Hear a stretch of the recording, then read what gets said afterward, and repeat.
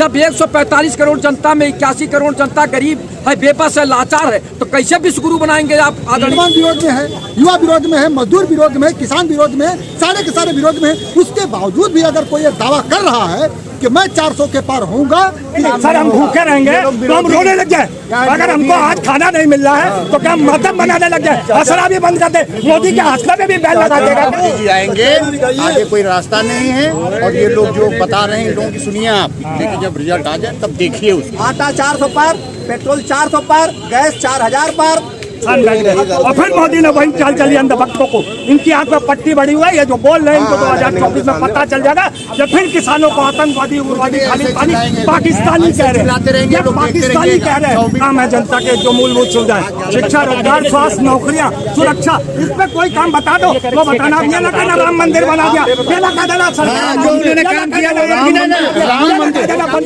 आने वाले लोकसभा चुनाव में प्रधानमंत्री नरेंद्र मोदी ने बीजेपी के सामने लक्ष्य रखा है अब की बार 370 के पार। तो 370 क्या पार हो पाएगी बीजेपी, ये जानने के लिए हम लखनऊ के कुछ लोगों के बीच आए हुए हैं।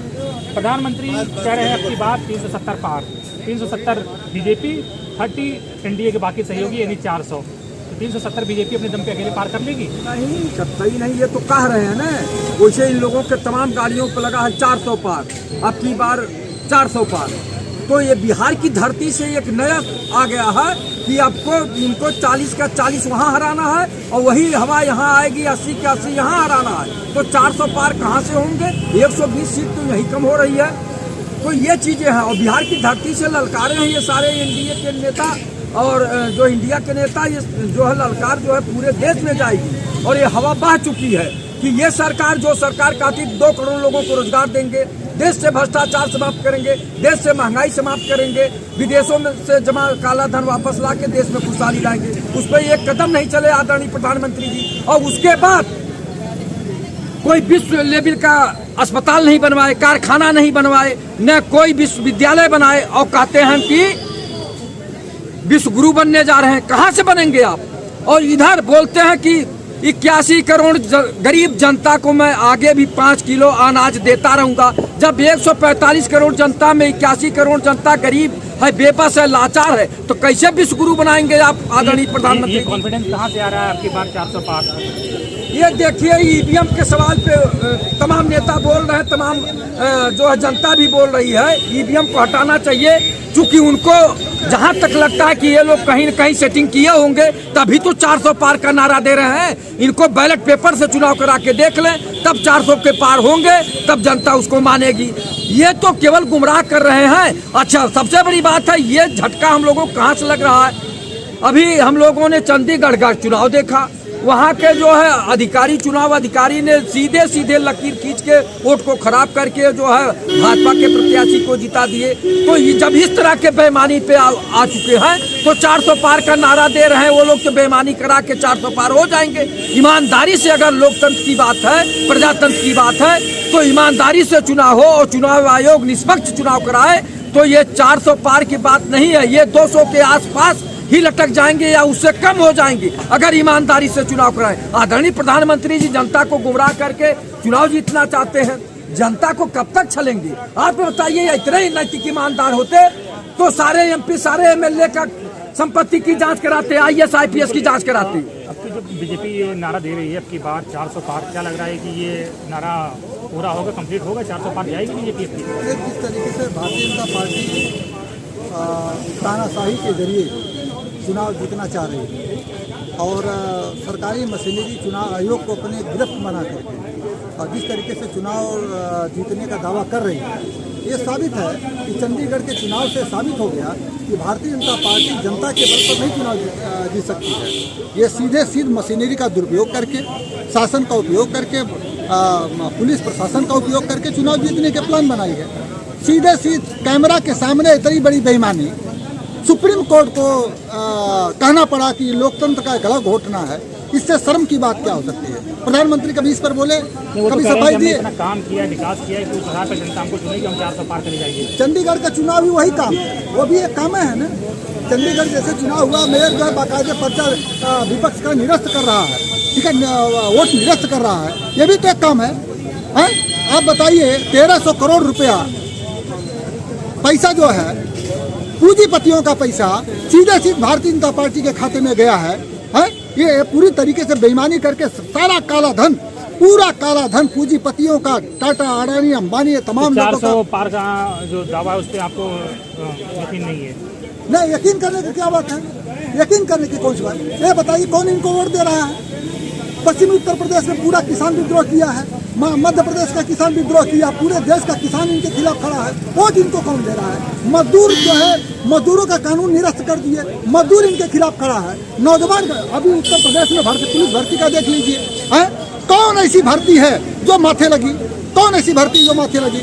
नौजवान विरोध में है, युवा विरोध में है, मजदूर विरोध में है, किसान विरोध में है, सारे के सारे विरोध में है। उसके बावजूद भी अगर कोई ये दावा कर रहा है कि मैं 400 के पार होऊंगा, तो इसका मतलब कि मशीनरी का दुरुपयोग करके, काले धन का उपयोग करके और जबरदस्ती जनता के ऊपर थोपने की बात है। और 400 पार का इसीलिए दावा किया है। इतना लोकतंत्र में, दुनिया में इतना बड़ा दावा आज तक किसी ने नहीं किया कि मैं जो है वोट, जनता ने वोट डाला ही नहीं, जनता के खिलाफ। अब कल घर जो है किसी का गांव गिरा दे रहे हैं, किसी का घर गिरा दे रहे हैं।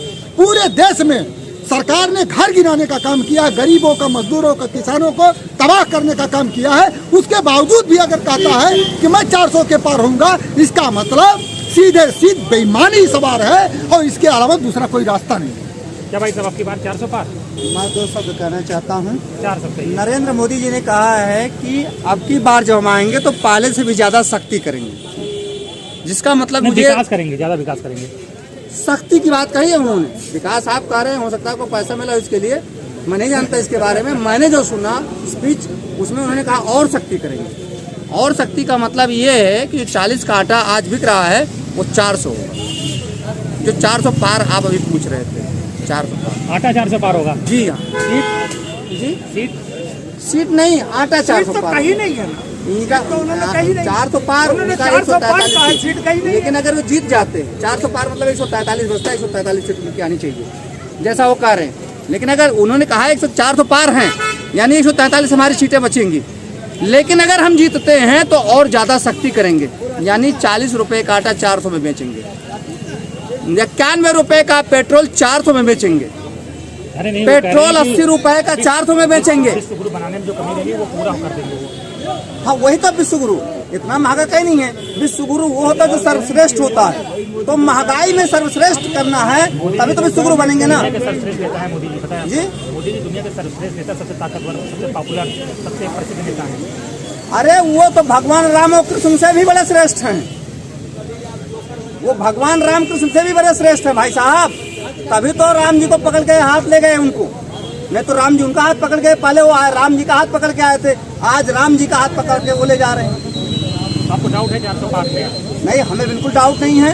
आटा 400 पार, पेट्रोल 400 पार, गैस 4000 पार। उन्होंने 4 की संख्या कही है, ये बात ध्यान रखिएगा। 4 गुना विदेशों में काला धन होगा। भारतीय जनता पार्टी की आमदनी चोरी और चंदे से 400 गुना होगा, 400 गुना ज्यादा बढ़ेगा। मैं क्यों गुस्से में हूँ? मैं भारत का नागरिक हूँ, हमने जो देखा है उसका अनुभव बता रहा हूँ। साहब आपको कोई डाउट है 400 पार में? प्रधानमंत्री कह रहे हैं कि बिल्कुल हमने इतना काम किया, उधर पे 400 सीट हमारी आएगी। मैं बता देता हूँ, मोदी तो हर स्टेज पे यही कह रहा है, अब की बार 400 पार, अब की बार 400 पार। मगर उसने अपने अन्य भक्तों को और गोदी मीडिया को ये नहीं बताया क्या 400 पार। मैंने कहा ना, जैसे पंडित जी ने कहा 100 का पेट्रोल 400 पार, 100 का डीजल 400 पार, 100 का रिफाइंड 400 पार, 100 का कड़वा तेल 400 पार। अभी कुछ दिन बाद नरेंद्र मोदी आएगा, कहेगा 1000 का सिलेंडर 4000 का, यानी कि 4 गुना हर चीज में रेट बढ़ाएगा वो। ये है मोदी की गारंटी। और पहले इसे जुमला कहा जाता था। नाम बदलते हैं, चेहरे बदलते हैं, ये प्रदेशों के नाम बदलते हैं, मगर इनकी नियत और नीति दोनों वही है। झूठ परोसना, झूठ परोसना, देश को सिर्फ झूठ और झूठ परोसना। ये वही सरकार है जो कहती थी कि उनका जुमला है, बस फर्क इतना आ गया, जुमले का नया नाम हो गया मोदी की गारंटी। मगर ये अभी भी वही झूठ परोसेंगे। वही अब देश की जनता समझ चुकी है। शिक्षा, रोजगार, स्वास्थ्य, नौकरियां, महंगाई, सुरक्षा पर तो बात करेंगे नहीं है। जनता खुद से देखिए कितने प्रेम से जनता खा रही, केला खा रही है खुद से जनता। केला आप कैसे खा रही है वो तो भगवान जानता है। जिनका खाना नहीं खा पा रहे हैं क्योंकि पैसे ही नहीं बचे, 2 केले से पेट भर लेंगे, फिर शाम को अगर रोटी मिली तो मिली, नहीं तो वो भी पता नहीं मिले कि ना मिले। तो मैं वही कह रहा हूँ, फल फ्रूट खा रही जनता खुश है। फल फ्रूट खा रही है ना, क्या खा रही है? रोटी की जगह तो 2 केले खा रही है। रोटी उसने दिन की बचा ली, रात की कैसे जुगाड़ होगी वो बताएगा। आपको तो पता नहीं, आप तो जमीन पे हो नहीं, हम जमीन पे हैं, हमें पता है कि क्या हो रहा है देश के साथ। तो इसने लोग कितने खुश है, देखिए कितने भाई साहब कितने खुश नजर आ रहे हैं। भाई साहब खुश है कि नहीं है? भैया अंदर से अच्छा, मोदी जी ने कहा है अब की बार 400 पार, तो 400 सीटें आएंगी मुझे अपनी 40 नहीं आई, हैं? 40 बता तो दिए भाई साहब, 40 बता तो दिए उसमें, 40 बता दी सर। 400 पार उनके होने से थोड़ी हो जाएगा। तो जनता जो चाहेगी वो लाएगी ना। जनता खुश है हमसे। कैसे खुश है? हम नहीं खुश है। आप खुश तो हैं? आप खुश है तो क्या हुआ? आप खुश हैं? आपको क्या आप ये समझिए, आप हम नहीं सर जी, हम नहीं सर, हम भूखे रहेंगे तो हम रोने लग जाए। अगर हमको आज खाना नहीं मिल रहा है तो क्या हम मातम बनाने लग जाए? हंसना भी बंद कर दे। मोदी क्या हंसने में भी बैन लगा देगा क्या? मोदी हंसने में भी बैन लगा देगा क्या? 400 पार आप इससे इत्तेफाक रखते हैं या 400 पार होगा? 40 पार बच्चे ने सही कहा, उतना सही कहा, 40 जनता पार। आपको क्या लगता है? जनता तो है, इतना पता होगा। डर रहे हैं, बोल नहीं रहे, सब लोग बोल रहे हैं, आप नहीं बोल रहे हैं। हम डरेंगे कोई बात आप तो पार है ना आपकी? नहीं। हाँ, तुम गुस्सा लग रहा है मोदी जी। गुस्सा क्यों नहीं? तो संतुष्ट नहीं है। वो हंस रहा है तो आपको बुरा लग रहा है, वो गुस्सा है तो आपको बुरा लग रहा है। हम लोग कहाँ जाए ये बताइए, जनता कहाँ जाए? जनता कहाँ जाए? जनता रोना शुरू कर दे। मोदी जी आएंगे, आगे कोई रास्ता नहीं है। और ये लोग जो बता रहे हैं, इन लोगों की सुनिए आप, लेकिन जब रिजल्ट आ जाए तब देखिए उसको, देखिए, है ना? सुनिए, ये लोग खाली जो कह भाई रहे देखो, हैं, एक अगर बात विरोधी होगा नहीं तो काम नहीं होगा सामने भाई, वाले की, समझ लीजिए। भाई, इन लोग विरोध करना जरूरी है। भाई ये वो क्योंकि मोदी अंधभक्त जी है। लहरा के आ रहे हैं। मोदी ने किसानों को ये कहा था कि मेरी तपस्या में गलती रह गई थी, तो इन्होंने मोदी के मुंह पे तमाचा नहीं मारा कि साले तुमने हमको क्या कहा था जाके किसानों को आतंकी। एक मिनट रुकिए आप, मैं वो नहीं कह रहा हूँ। मेरे को क्यों नहीं बताया कि तुमने कहा था किसानों को ये उग्रवादी खालिस्तानी पाकिस्तानी है? क्या मीडिया चैनल को कहा था खालिस्तानी पाकिस्तानी है? और फिर थूक के चाटा प्रधानमंत्री ने और कहा मेरी तपस्या में कोई कमी रह गई। सुन लीजिए, 1 मिनट में बात मेरी खत्म हो रही है। दोबारा फिर किसान बैठ गए और फिर मोदी ने वही चाल चली अंधभक्तों को। इनकी आंख में पट्टी बड़ी हुई है, ये जो बोल रहे हैं इनको 2024 में पता चल जाएगा। ये फिर किसानों को आतंकवादी, उग्रवादी, खालिस्तानी, पाकिस्तानी कह रहे हैं, ये पाकिस्तानी कह रहे हैं। और फिर इन्हीं का प्रधानमंत्री आपकी तो सभा था। बहस बड़ी गर्म हो गया, खत्म करते हैं। तो देखिए, हमने बात करी इस मुद्दे पर, कुछ मोदी जी के समर्थन में है और कुछ लोग मोदी जी के विरोध में है। उनका कहना है कि अब 400 में लोगों को डाउट लग रहा है। हम उनकी नीतियों के विरोध में, हम उनके नियत और नीति के विरोध में, हम मोदी के विरोध में नहीं है। क्या पूछ रहे हैं? ये हम पकड़ भाई लेंगे। छोड़ दीजिए। ये मोदी जी ने कहा है कि अब की बार 400 पार सीट आएगी। 400 पार में बहुत ज़्यादा आएगी। 400 भी कम बोल रहे हैं। मैं बोलता हूँ 450 का आसपास आएगी। आप देखना कितने लोग हवा बना रहे हैं, मोदी जी ने कोई काम नहीं किया। उनसे पूछे क्या काम नहीं किया? एक काम तो उन्होंने बताया कि नहीं किए हैं, सब काम किए हैं। सब काम किए हैं। क्या काम नहीं किए हैं? हम इनसे सिर्फ इतना पूछते हैं, 6 काम है जनता के जो मूलभूत सुविधाएं, शिक्षा, रोजगार, स्वास्थ्य, नौकरियां, सुरक्षा, इस पे कोई काम बता दो। वो बताना, ये ना कहना राम मंदिर बना दिया, ये ना कह देना सरकार जो उन्होंने काम किया वो राम